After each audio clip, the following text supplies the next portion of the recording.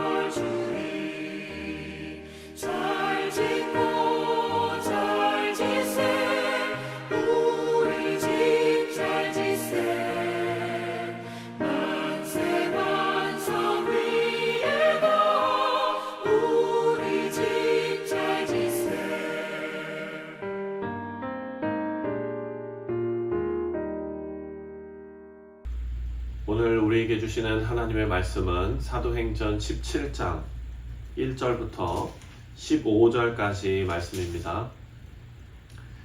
그들이 암비볼리와 아볼로니아로 다녀가 데살로니가에 이르니 거기 유대인의 회당이 있는지라.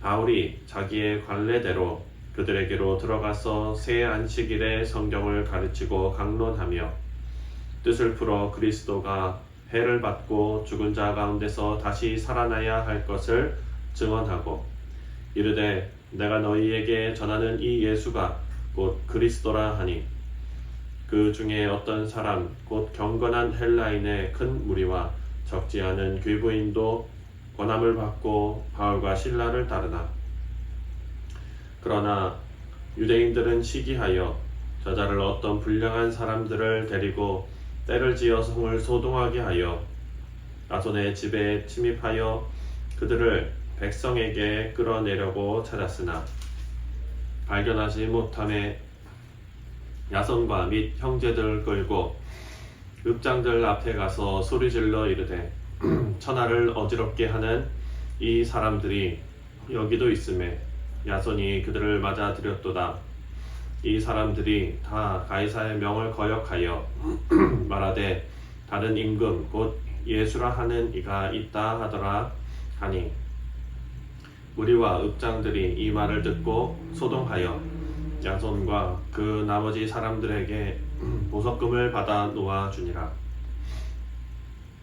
밤에 형제들이 곧 바울과 실라를 베레아로 보내니 그들이 이르러 유대인의 회당에 들어가니라. 베레아에 있는 사람들은 데살로니가에 있는 사람들보다 더 너그러워서 간절한 마음으로 말씀을 받고 이것이 그러한가 하여 날마다 성경을 상고하므로 그 중에 믿는 사람이 많고 또 헬라의 귀부인과 남자가 적지 아니하나 데살로니가에 있는 유대인들은 바울이 하나님의 말씀을 베레아에서도 전하는 줄 알고 거기서도 가서 무리를 움직여 소동하게 하거늘 형제들이 곧 바울을 내보내어 바다까지 가게 하되 실라와 디모데는 아직 거기 머물더라. 바울을 인도하는 사람들이 그를 데리고 아덴까지 이르러 그에게서 실라와 디모데를 자기에게로 속히 오게 하라는 명령을 받고 떠나니라. 아멘. 기도하겠습니다. 하나님 아버지 감사합니다. 오늘도 주시는 말씀에 우리의 자신이 하나님께서 우리를 어떻게 또한 어떠한 방법으로 사용하시고 이끌어 가시는지를 말씀을 통해 깨닫고 하나님 뜻에 맞는 삶을 살아낼 수 있도록 주님 인도하여 주옵소서. 말씀을 잘 깨달을 수 있는 지혜를 주실 줄 믿사오며 예수님의 이름으로 기도하옵나이다. 아멘. 자, 사도행전 17장에서는 데살로니가 그리고 베레아에서 사역했던 일과 그리고 우리가 내일 묵상할 말씀이지만 아덴에서 설교한 사역이 기록되어져 있습니다. 우리가 살펴본 것처럼 빌립보에서 바울과 실라는 심한 고난을 당하고 이제 거의 100마일 정도를 이동해서 데살로니가에 도착했습니다. 그럼 바울은 어느 도시를 가든지 가장 먼저 회당을 찾아가서 복음을 전했습니다. 바울이 회당을 찾은 이유는 여러 가지가 있을 텐데 먼저 이것이 바울의 선교 전략이었다라는 것을 우리가 알 수 있습니다. 물론 말씀에 복음이 유대인에게 먼저 선포되어야 한다라는 말씀 때문이라고도 할 수 있겠지만 그보다는 회당에는 유대인이든지 이방인이든지 구약에 대해서 어느 정도 기본 지식이 있는 사람들이 많이 있기 때문에 복음을 받아들이고 그리고 기초적인 준비가 되어 있는 그런 사람들이 많은 곳에서 효과적으로 복음을 전하기 위해서 회당을 먼저 찾았다라고도 생각할 수 있습니다. 그리고 그 당시 회당은 예배를 위해서 많은 사람들이 모이고 또 여행하는 사람들의 일자리나 숙소나 이런 것들을 알선해 주는 일도 많이 있었기 때문에 사람들의 삶의 중심지가 바로 회당 주변에 형성되어 있었습니다. 여기서 우리가 알 수 있는 것은 우리가 복음을 증거할 때 선교를 할 때에도 전략이 필요하다라는 것을 알 수가 있습니다. 바울이 회당을 찾는 가장 큰 이유는 회당에서 예배를 위해 참석한 많은 사람들에게 복음을 선포할 수 있는 기회를 제공했기 때문입니다. 당시에는 회당의 예배를 위해 사회를 보는 회당장이 있는데 안식일에 정해진 말씀을 읽고 말씀을 설명한 사람을 찾아서 세우는데 구약 말씀에 정통하고 좋은 교육을 받은 바울은 이 일에 최적화된 사람이었습니다. 그런 기회를 놓치지 않고 복음을 증거하는 계기로 삼았던 것입니다. 이렇게 데살로니가에서도 바울은 회당에서 말씀을 가르칩니다. 2절 말씀을 보면 바울은 새 안식일에 거쳐서 말씀을 강론했다라고 기록합니다. 2절 말씀을 보면 바울이 자기의 관례대로 그들에게 들어가서 새 안식일에 성경을 가르치고 강론하며, 바울은 6일 동안 최선을 다해서 일하고 안식일에는 회당에서 최선을 다해서 말씀을 증거했습니다. 이렇게 새 안식일 동안 말씀을 증거하는데 일주일을 죽어라 일하고 안식일에는 말씀을 증거했는데 반응이 없습니다. 다시 또 일주일을 열심히 일하고 또 안식일에 말씀을 전합니다. 그런데도 반응이 없습니다. 우리 사랑하는 성도님들, 바울이 말씀을 증거할 때마다 반응이 바로바로 나타나고 믿는 사람들이 엄청나게 나타난다면 바울의 수고가 수고로 여겨지지 않았을 것입니다. 눈앞에 바로 보상이 보이기 때문입니다. 하지만 사도 바울의 사역은 매번 그렇게 열매가 바로 보이는 사역이 아니었습니다. 오늘 말씀 4절과 5절을 보면 세 번째 안식일이 지나서야 반응이 나타납니다. 하지만 또 곧 반대에 부딪히고 고난을 당하지요. 4절과 5절입니다.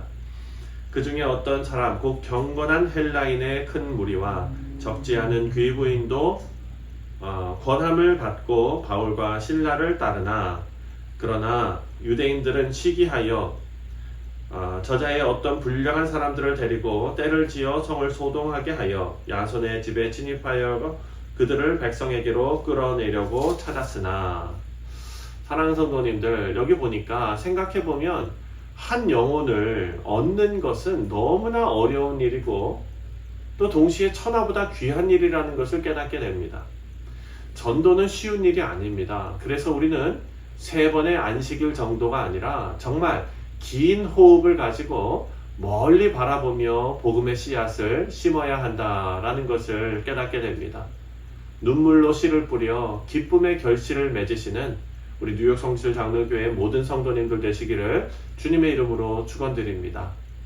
자, 바울은 복음을 전하고 반응이 생기려 하는 때에 유대인들의 시기로 핍박을 다시 받게 됩니다.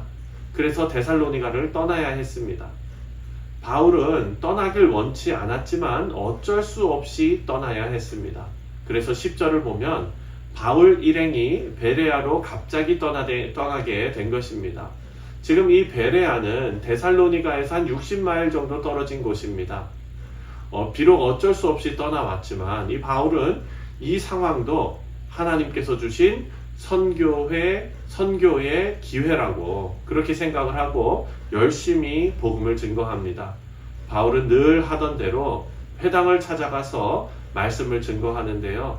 저는 이 모습이 참 아름다웠습니다. 왜냐하면 사랑하는 성도님들, 우리의 믿음 생활을 우리가 생각해 볼 때 우리는 신앙생활을 늘 하던 대로 꾸준하고 성실하게 믿음 생활을 하는 것이 참 중요하다라는 생각이 듭니다.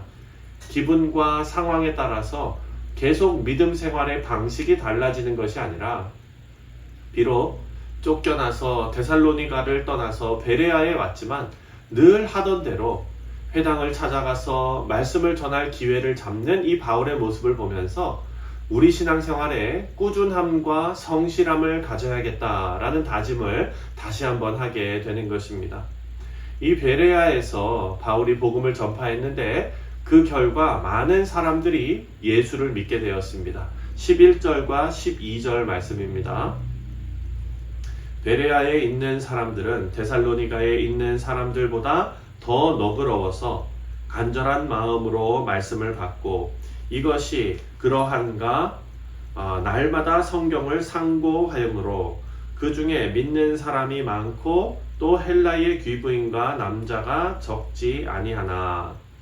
사랑하는 성도님들, 이렇게 사역을 감당하는 자들은 어려움을 겪지만 하나님께서 작정하신 복음이 전파되는 일은 계속 열매를 맺게 되는 것을 봅니다. 바울이 지금 베레아에서 말씀을 전하고 있습니다. 바울이 베레아에 있다는 소문이 데살로니가에 있는 유대인들에게도 전해졌습니다. 같은 시간 데살로니가에 세워진 교회는요, 유대인들로부터 박해를 받습니다.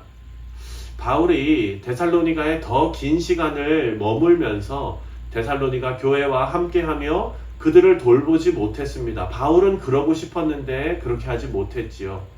그런데 이 교회는 시작부터 박해를 받으면서 어려움을 겪게 되었습니다.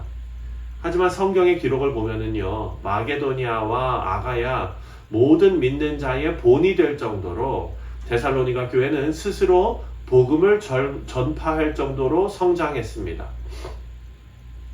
우리는 여기서 세상의 핍박이 교회를 꺾을 수 없다는 것을 다시 한번 배우게 됩니다.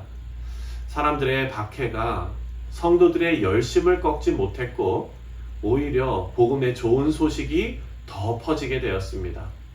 이런 믿음의 소문은 같은 믿음을 가진 많은 사람들에게 큰 위로가 되었습니다. 우리 사랑하는 성도님들, 우리에게도 이와 같은 좋은 믿음의 소문이 나타나기를 바랍니다. 바라고 기도하기는 오늘 하루가 우리가 늘 하던 대로 하나님을 가까이 하고 하나님께서 명령하신 일에 충성해서 믿음의 좋은 소문을 전파하는 우리 복된 뉴욕 성실장로교회 모든 성도님들 되시기를 주님의 이름으로 축원드립니다. 기도하겠습니다. 하나님 아버지 감사합니다.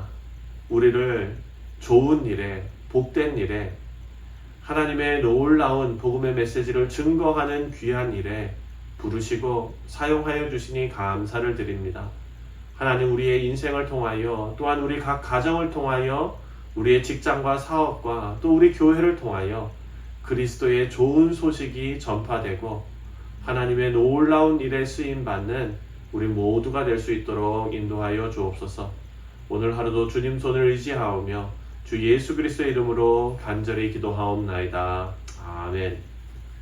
하늘에 계신 우리 아버지여, 이름이 거룩히 여김을 받으시오며 나라가 임하시오며 뜻이 하늘에서 이루어진 것 같이 땅에서도 이루어지이다. 오늘 우리에게 일용할 양식을 주시옵고 우리가 우리에게 죄 지은 자를 사하여 준 것 같이 우리 죄를 사하여 주시옵고 우리를 시험에 들게 하지 마시옵고 다만 악에서 구하시옵소서. 나라와 권세와 영광이 아버지께 영원히 있사옵나이다. 아멘.